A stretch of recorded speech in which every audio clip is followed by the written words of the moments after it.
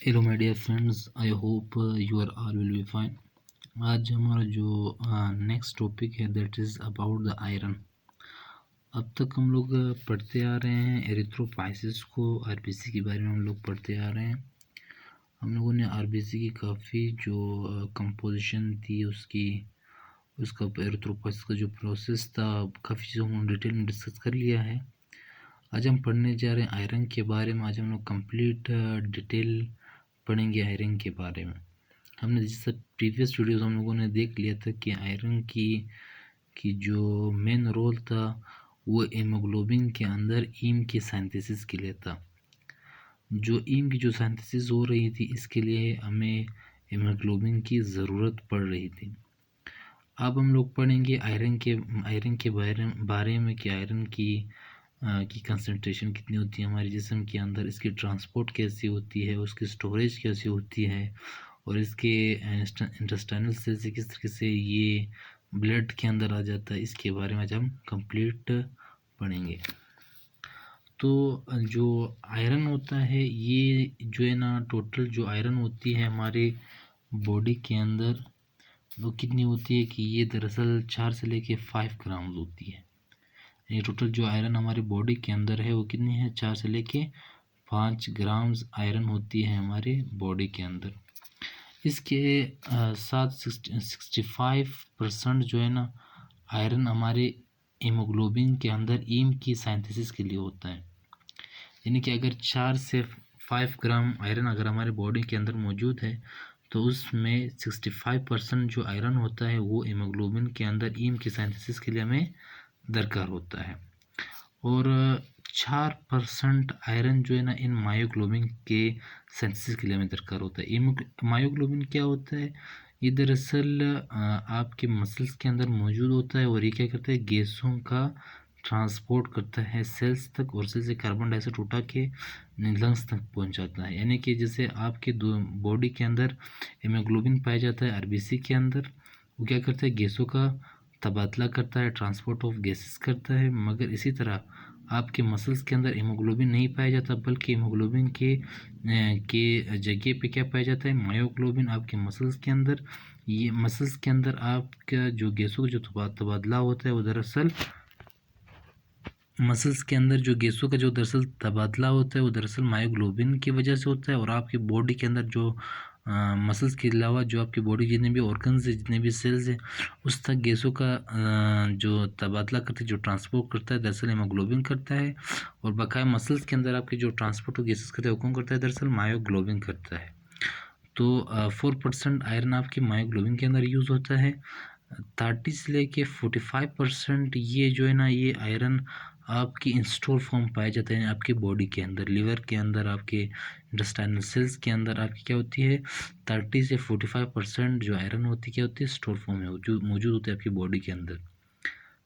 Less than 1% जो है ना आयरन दरअसल आपके जो वारियस जो कंपाउंड्स होते हैं, यानी कि इन चीज़ों के माध्यम से दूसरे जो आपके कंपाउंड्स होते हैं उसके अंदर पाया जाता है। तो ये था आयरन की कंसंट्रेशन के बारे में। सेकेंडली हम पढ़ने जा रहे हैं कि आयरन की दरअसल ट्रांसपोर्ट कैसे होती है हमारे जिस्म के अंदर, और इसकी स्टोरेज ऑफ आयरन कैसे होता है। एक बात याद रखना कि जब भी आयरन ब्लड के अंदर होगा तो ब्लड के अंदर एक प्रोटीन होती है जिसे क्या कहते हैं, अपोट्रांसफेरिन। जब भी आयरन इस अपोट्रांसफेरिन प्रोटीन के साथ मिल जाता है, कन्वर्ट हो जाता है इनटू ट्रांसफेरिन। जब भी आप आयरन देखोगे ब्लड के अंदर तो आपको हमेशा आयरन ट्रांसफेरिन की शक्ल में मिलेगा। जब आप आयरन को सेल्स के अंदर देखोगे तो आपको आयरन किस शक्ल में मिलेगा। आयरन हमेशा जो सेल्स के अंदर एक प्रोटीन मौजूद जिसे हम क्या कहते हैं, अपोफेरेटिन प्रोटीन, इसके साथ आयरन मिल जाता है और कन्वर्ट हो जाता है इनटू फेरेटिन। ये स्टोर फॉर्म ऑफ आयरन होता है आपके सेल्स के अंदर।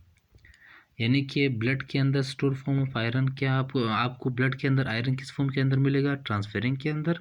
और आपको सेल्स के अंदर आयरन किस शक्ल में मिलेगा, फेरेटिन की शक्ल में। याद रखना जब भी कोई सवाल आ जाए कि स्टोर फॉर्म ऑफ आयरन क्या होता है, that is the ferritin, not transferrin. Transferrin दरअसल आपके ब्लड के अंदर मौजूद होता है मगर स्टोर फॉर्म नहीं होता। मगर जबकि फेरेटिन जो है ना आपके सेल के अंदर मौजूद होता है और ये स्टोर फॉर्म के शक्ल में पाया जाता है आपके जिस्म के अंदर। इसके बाद ये जो ट्रांसफेरिन, आप जैसे कि आयरन जो है ना ब्लड के अंदर इंटर हुआ और अपो ट्रांसफेरिन के साथ मिल गया, कन्वर्ट हुआ इनटू ट्रांसफेरिन। ये ट्रांसफेरिन जो है ना ब्लड के ज़रिए आपके वारिस ऑर्गन्स तक पहुंचेगा, आपके मुख्तलिफ जो ऑर्गन्स होते हैं उस तक पहुंच जाएगा। और फॉर एग्जांपल ये जो ट्रांसफेरिन है ये आपके आयरन तक पहुंचा, आपके लिवर तक पहुंचा। लिवर तक पहुंचने के बाद वहाँ पे क्या हो जाता है, आयरन फेरेटिन की शक्ल में क्या हो जाता है, स्टोर हो जाता है। मैंने अभी कहा कि आयरन सेल के अंदर किस शक्ल में स्टोर होता है, फेरेटिन की शक्ल के अंदर। फेरेटिन की शक्ल में क्या हो जाएगा, स्टोर हो जाएगा आयरन। और जब आपके जिस्म के अंदर आयरन की ज़रूरत पड़ेगी तब यही फेरेटिन कन्वर्ट होगा इनटू आपो ट्रांसफेरिन एंड आपकी जो फेरेटिन है ये कन्वर्ट हो जाएगा इनटू आयरन एंड आपो फेरेटिन की शक्ल में। ये फिर आयरन आ जाएगा वापस ब्लड के अंदर। ब्लड के अंदर ये आपको ट्रांसफेरिंग के साथ मिल जाएगा और ट्रांसफेरिंग की शक्ल में जहाँ पे आपको आयरन की ज़रूरत होगी उस वहाँ तक पहुँच जाएगा और वहाँ पे वो क्या होगा, यूटिलाइज हो जाएगा, इस्तेमाल हो जाएगा। ये था हमारा transport and storage of iron के बारे में। इसके बाद कि आपका जो आयरन है ये दरअसल एब्जॉर्प्शन इसकी कैसी होती है। हमने देखा कि ट्रांसपोर्ट हो रहा था, उसकी स्टोरेज हो रही थी। अब इसकी एब्जॉर्प्शन कैसी होगी इंटेस्टाइनल सेल से। जैसे कि हम जानते हैं कि जब भी हम कोई फूड खाते हैं, कोई भी न्यूट्रिएंट खाते हैं, अगर उसके अंदर क्या मौजूद हो, आयरन मौजूद हो, तो ये आयरन जो है ना दरअसल आपके ओरल कैविटी से होते हुए स्टमक के अंदर पहुंचेगा। स्टमक से ये स्मॉल इंटेस्टाइन के अंदर, जैसे कि आयरन आपके स्मॉल इंटेस्टाइन के अंदर पहुंच जाता है, तो स्मॉल इंटेस्टाइन की जो कैविटी होती है जिसे इंटेस्टाइनल कैविटी कहते हैं, इस इंटेस्टाइनल कैविटी से ये जो आयरन है ये आपके ब्लड के अंदर कैसे आएगा और इसकी एब्जॉर्प्शन कैसी होगी, अब हम इसी के बारे में क्या कर रहे हैं, पढ़ने जा रहे हैं। जैसा ही आयरन आपके स्मॉल इंटेस्टाइन तक पहुंच गया, स्मॉल इंटेस्टाइन तक पहुंच गया, उसके बाद जो स्मॉल इंटेस्टाइन की जो इंटेस्टाइनल जो कैविटी होती है, अब उस कैविटी से आयरन किस तरीके से इस इंटेस्टाइनल सेल के अंदर आएगा। आपकी जो इंटेस्टाइनल जो सेल होता है, ये इस इंटेस्टाइनल सेल्स के ऊपर एक एंजाइम होती है जिसे हम क्या कहते हैं, विटामिन सी टेरी रिडक्टेज एंजाइम। इसका काम क्या होता है कि आपका जो आयरन होता है Fe+3 फॉर्म के अंदर होता है, यानी किसी में क्या भी कहते हैं, फेरिक भी कहते हैं इसको। Fe3 फॉर्म को आयरन को हम क्या भी कहते हैं, फेरिक आयरन कहते हैं। और Fe+2 को हम क्या कहते हैं, फेरस। यानी कि जब भी आयरन आपको Fe+3 के अंदर मिलेगा तो उसे हम क्या कहेंगे, फेरिक।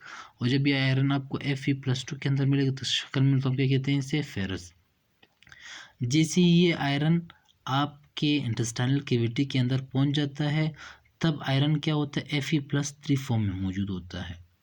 अब हमें पता है कि यानी कि जो आयरन होता है आपके फूड के अंदर या आपके जो भी आपने न्यूट्रिएंट्स लिए उसके अंदर आयरन Fe+3 फॉर्म के अंदर पाया जाता है।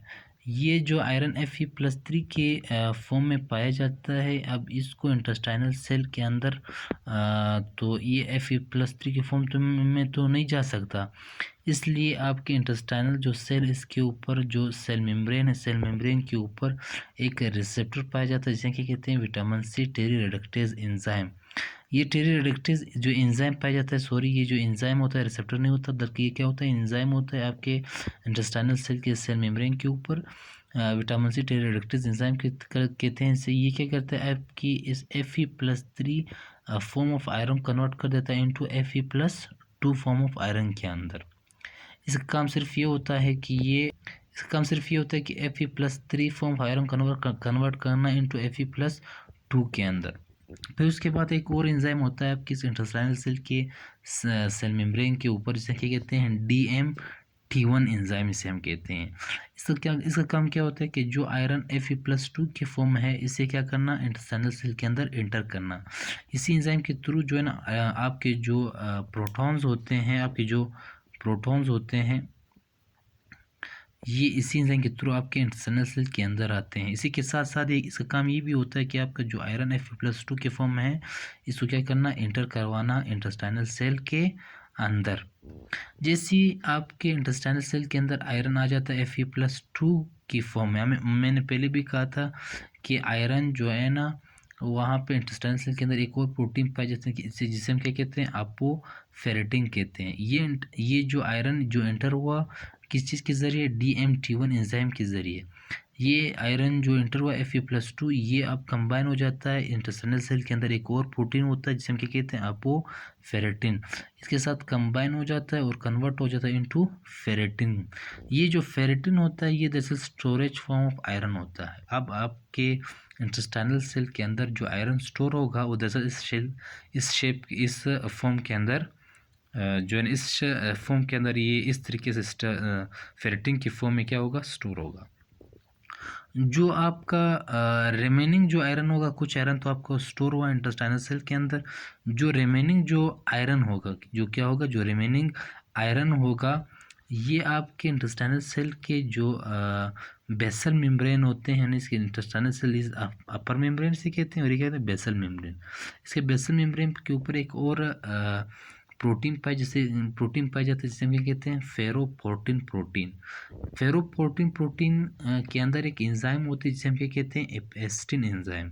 ये एपेस्टिन एंजाइम क्या करता है, Fe+2 को कन्वर्ट कर देता है इनटू Fe+3 के अंदर। और ये जो है ना, यही प्रोटीन होता है, यही फेरोपोर्टिन प्रोटीन होता है, ये आयरन को क्या करता है, इंटेस्टाइनल सेल से ब्लड के अंदर क्या करता है, एंटर करवाता है। ब्लड के अंदर जैसे Fe+2 कन्वर्ट हो जाता है इनटू Fe+3 के शक्ल में, किसने कन्वर्ट किया, एपेस्टिन एंजाइम ने कन्वर्ट किया। ये कहाँ पे पाया जाता है, आपके फेरोपोर्टिन प्रोटीन के अंदर पाया जाता है।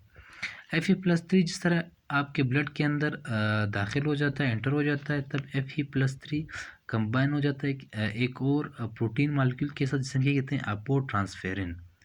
इसके साथ कंबाइन होने के बाद ये कन्वर्ट हो जाता है इनटू ट्रांसफेरिन के अंदर। जैसे ट्रांसफेरिन के अंदर कन्वर्ट हो जाता है, ये ट्रांसफेरिन जो है ना आपके ब्लड के थ्रू 70% जो आयरन होता है इस ट्रांसफेरिन के अंदर ये यूज़ होता है। ये जो है ना आपके जो आयरन था, अब वो ट्रांसफेरिन के साथ कंबाइन हुआ और कन्वर्ट हो गया इनटू ट्रांसफेरिन के अंदर। ये जो ट्रांसफेरिन होता है ये आपके ब्लड के थ्रू आपके जो बोन मेरो होता है उस तक चला जाता है। वहाँ पे आपका जो 70% यहाँ पे जो आयरन मौजूद होगा वो ईम के सिंथेसिस के लिए यूज़ होगा। बकाया जो आयरन 30% जो आयरन बच जाएगा वो आपके लिवर के अंदर क्या हो जाएगा, स्टोर हो जाएगा। जो 30% जो आयरन होता है वो लिवर के अंदर कैसे स्टोर होता है, आपके लिवर के सेल जो है ना इसके ऊपर एक रिसेप्टर पाया जाता है जिसे क्या कहते हैं, ट्रांसफेरिन रिसेप्टर कहते हैं। इसके साथ क्या होता है, ट्रांसफेरिन बाइंड हो जाता है। बाइंड होने के बाद ये जो इसकी जो सेल मेम्ब्रेन है ये पिनोसाइटोसिस के ज़रिए, यानी कि जो सेल मेम्ब्रेन है वो अंदर की तरफ क्या हो जाता है, पिंच आउट हो जाता है, यानी कि अंदर की तरफ मुड़ जाता है और ये जो ट्रांसफेरिन है इसे अपने सेल के अंदर ले जाता है। जैसे ट्रांसफेरिन को लिवर के सेल के अंदर एंटर कर लेता है तो उसके बाद ये जो आयरन है ये इस वेजिकल के शक्ल में क्या हो जाता है, ये एंटर हो जाता है। ये आयरन इस वेजिकल से क्या हो जाता है, निकल जाता है और लिवर के सेल में आ जाता है Fe+3 के फॉर्म में।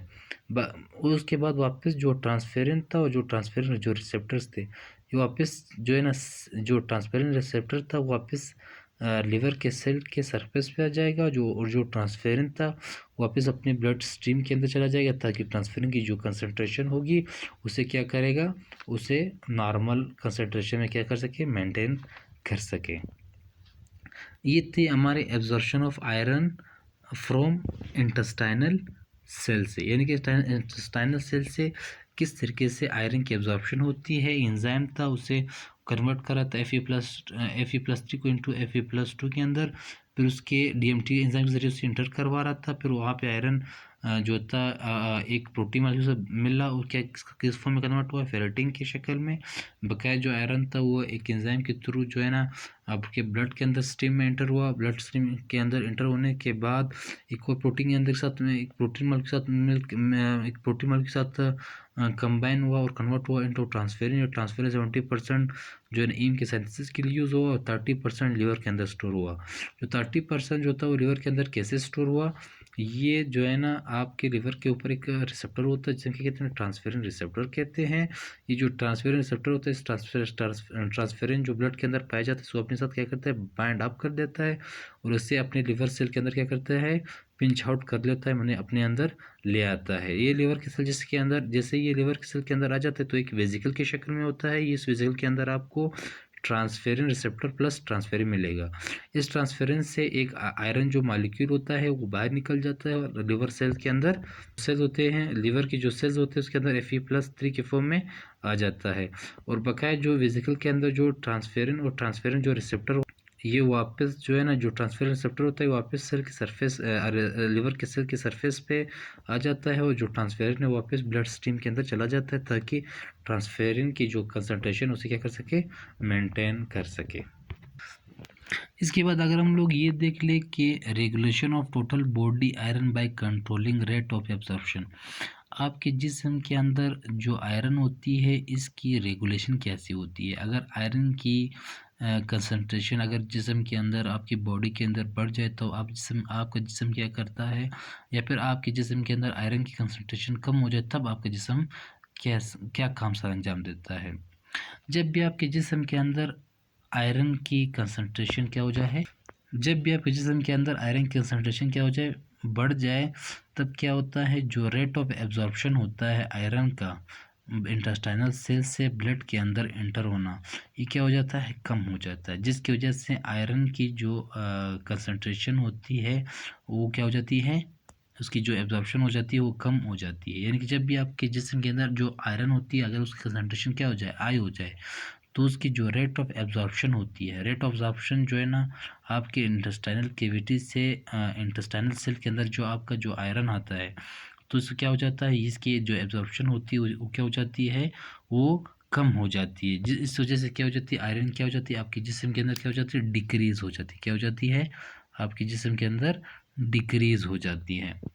अगर आपके जिस्म के अंदर लेस अमाउंट ऑफ आयरन हो आपके जिस्म के अंदर, अगर क्या हो जाए आपके जिस्म के अंदर आयरन की जो कंसंट्रेशन हो क्या हो, लेस हो, तब क्या होगा, तो जो the rate of resorption of iron क्या हो जाएगा, इंक्रीज हो जाएगा। आपकी जो इंटेस्टाइनल जो कैविटी है उसके अंदर जो आयरन होगा उसको ज़्यादा से ज़्यादा एब्जॉर्ब करेगा खून आपके इंटेस्टाइनल सेल्स, ताकि ज़्यादा से ज़्यादा आयरन आपके जिस्म के अंदर की कंसंट्रेशन क्या हो जाए, बढ़ जाए। अगर आपके जिस्म के अंदर अगर लेस अमाउंट ऑफ आयरन होगा तो आपको जो रेट ऑफ एब्जॉर्प्शन होगा इंटेस्टाइनल कैविटीज से इंटेस्टाइनल सेल के अंदर ये बढ़ जाएगा। और अगर आयरन की कंसंट्रेशन आपके जिस्म के अंदर ज़्यादा होगी तो रेट ऑफ एब्जॉर्प्शन क्या हो जाएगा, कम हो जाएगा intestinal cavities to intestinal cell. आपका जो डेली लॉस ऑफ आयरन होता है अगर हम इसके बारे में डिस्कस कर ले, 0.6 मिलीग्राम डेली लॉस होता है iron in the form of faces की शक्ल में। आपके जो फेसिस होते हैं इसके अंदर आपको 0.6 मिलीग्राम जो है ना आयरन डेली लॉस आपको मिलता है फेसिस के अंदर आपकी, यानी कि 0.6 ग्राम आपके आयरन जो है ना डेली लॉस होता है in the form of faces की शक्ल में। जब आपकी जिस्म से क्या होती है, ब्लीडिंग होती है, तब भी आपकी आयरन क्या हो जाती है, लूज हो जाती है काफ़ी हद तक। ड्यूरिंग मिनिस्ट्रल साइकिल, जो औरतों मिनिस्ट्रल साइकिल में क्या होता है कि आपका जो औरतों के अंदर होती है, फीमेल्स के अंदर, उसके अंदर जो मिनिस्ट्रल साइकिल होती है तो हमें क्या होती है, लूज ऑफ ब्लड होती है। जो लूज ऑफ ब्लड हो जाती है तो उस लूज ऑफ ब्लड की वजह से क्या हो जाती है, फीमेल्स के अंदर 1.3 मिलीग्राम पर डे उसकी जो ब्लड लूज होती है उसके अंदर आपको 1.3 मिलीग्राम आपको आयरन क्या होगा, लूज मिलेगा उस फीमेल्स के अंदर जहाँ पे आपका जो मेंस्ट्रुअल जो साइकिल हो रहा होता है उसके दौरान। This is all about the iron. This is all about the iron. ये आयरन के बारे में था कि आयरन की कंसंट्रेशन क्या होती है, डेली लूज ऑफ आयरन क्या होता है, रेगुलेशन ऑफ आयरन कैसे होता है, ट्रांसपोर्ट ऑफ आयरन कैसे होता है, एब्जॉर्प्शन ऑफ आयरन कैसे होता है इंटेस्टाइनल सेल से। This was all about the iron. So I hope you understood it. अगर आपको समझ ना आया हो या कोई भी क्वेश्चन हो तो काइंडली आप कमेंट बॉक्स में लिख लीजिए, मैं आपको इंशाल्लाह इसका आंसर कर दूंगा। थैंक्स।